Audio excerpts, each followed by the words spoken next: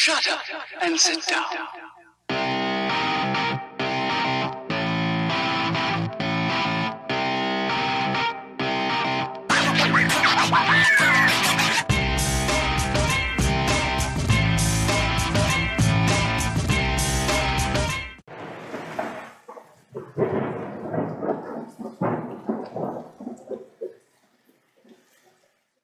Hello, my name is Holly. Welcome to the Murder She Shed. This is the place we discuss true crime right from my she shed. So sit back, relax, maybe grab some snacks, and join me in my shack every Wednesday and Sunday. Today is another child abuse case that will truly anger you to your core. So I'm going to give you a warning here. If you are sensitive to child abuse, this perhaps is not a case for you. Maybe you should skip it this time and catch me next time. But first, whether you stay or leave, make sure you hit those like and subscribe buttons so a Southern girl can find her way in this big YouTube world. It is so big in here that you can get lost quickly. So I've only been doing this for 2 months, so I'm pretty excited, almost at 500 subscribers. And that is exciting for this small country girl. Okay, this case today is about the 6-year-old daughter of Garlyn Grace. Not sure if you've heard it. It's a recent case. Due to the age of the victim, the name has not been released.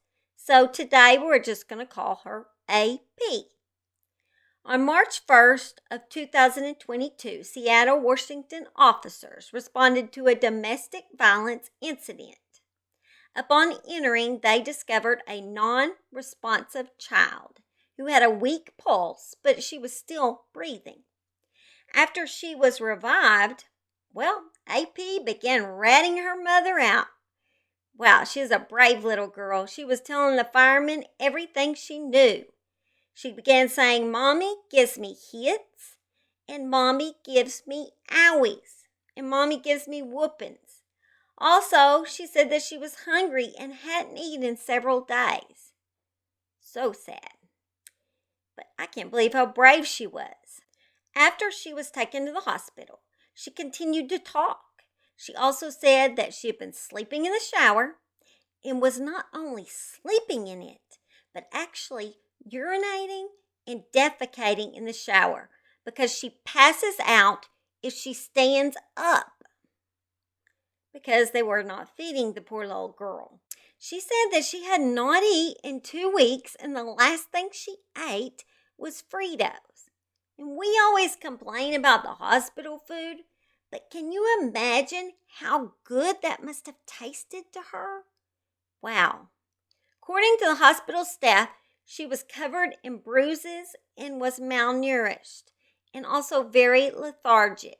Garlyn's boyfriend, JAMELL, CHATMAN, was standing outside the apartments when authorities arrived. Mom and boyfriend both said that she had fell at the grocery store and hit her head on a curb 7 days ago, and that she could not walk today, so they called emergency services. Actually, JAMELL called emergency services. Garlyn was immediately placed under arrest and brought to the station for an interview. After what AP told everyone, Garlyn told the officers that she used to work in a hospital, but for the last 3 years she has been staying at home taking care of AP. Garlyn then said something really weird, that she had taken AP out of school to homeschool herself because AP was drawing too much attention to herself. I'm just stumped on that one. Why would she say AP was drawing too much attention to herself? Is there a reason she didn't want attention thrown their direction? Odd, isn't it, don't you think? She also stated that they floated back and forth from her mom's house to her boyfriend's house, although her mom said she did not know anything about the condition of AP. She said AP had not seen her bio father or a doctor in 3 years. Garlyn then explained what food she had been providing AP. Garlyn said in the morning she feeds AP oatmeal and raisins. 2 hours later, she gives crackers, carrots, and water. And then, 2 hours later, sandwiches and chips. Have you guys ever been that organized with your kids? Wow, exactly 2 hours. How does she do it? Maybe she needs to teach us how to be Mother of the Year. Garlyn reported that she eats every day, especially at dinner time. This is too weirdly exact. When my children were little, it was never an exact time because kids are so unpredictable, and so is a person's schedule. So, odd things. Garlyn was shown photos of her daughter after she had got to the hospital. I'm going to show them, so don't look if you wish not to see these photos. I'll tell you when they're down. Okay, here they are. She started crying at this point when she's seen those photos. There they are. And I'm going to take them down right now. Then after that, she bizarrely asked to keep the photos. Why would you do that? That seems like such a strange request. To keep police photos of your child that is deathly sick? Like, what are they, bragging rights? I don't understand. This lady is strange. Garlyn stated that she does spank AP. Could y'all see that lightning? It's lightning and thunder in Oklahoma, and man, it gets crazy around here sometimes. We actually had a chance. There it goes. Kind of spooky out here when it's like that. We actually have a chance of a tornado. So my she shed would probably not be much protection with all these huge windows, but let's hope it don't. It's shaking my whole wood floor of my she shed, that thunder is. I can feel it. It's just vibrating. So if my camera is vibrating, I'm so sorry. Garlyn stated that she does spank AP on the bottom and will slap her on the palms of the hands, but that all of AP's injuries are self-inflicted. Whatever, lady. We wasn't born yesterday. When asked why AP would say that her bruises were from Garlyn hitting her, Garlyn stated that AP is sneaky and holds a grudge against her for not letting her see her father.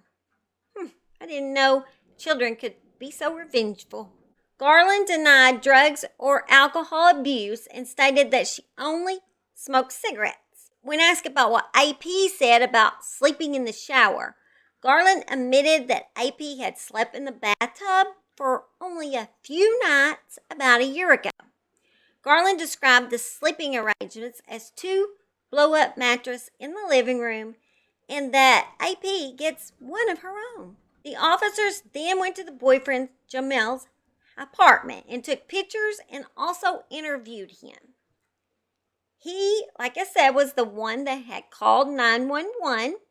He admitted to seeing Garlyn whooping AP. He described the whooping as Garlyn holding AP on the ground and hitting her with a spatula and belt.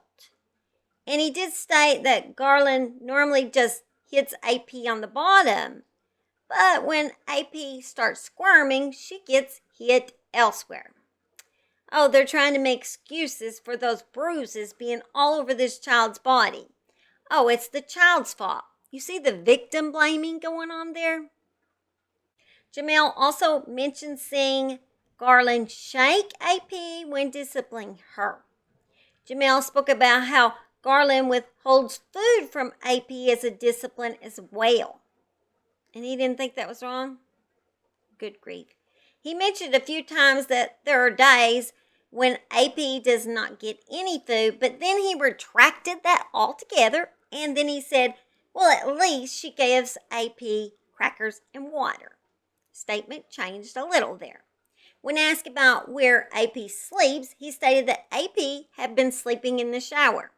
He did tell the truth on that. He said she'd been sleeping there most nights for the last 7.5 months. Well, maybe it's some of the truth. We don't know.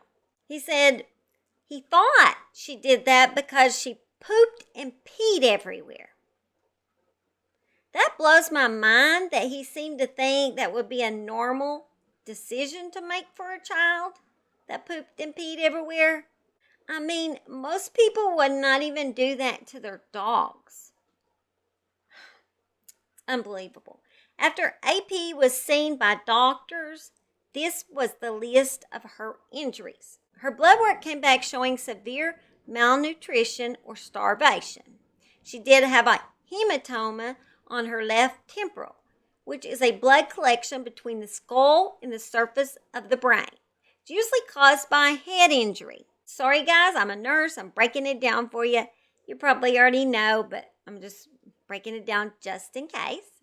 She had extensive bruising all over her body and a hyperdensity of the lumbar region of the spine, basically meaning there is some damage in that area. For why? Who knows? A pulmonary contusion, or in other words, bruising of the lung, she had, and that is usually caused by chest trauma. Also, she had air in her lungs, which can be caused by chest trauma as well.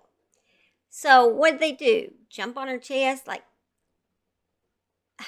I don't know. The doctor was also concerned for potential forced injection of illegal substances, given her altered mental status and injuries on her body that appeared to be puncture marks. She literally had what looked like needle marks on her body.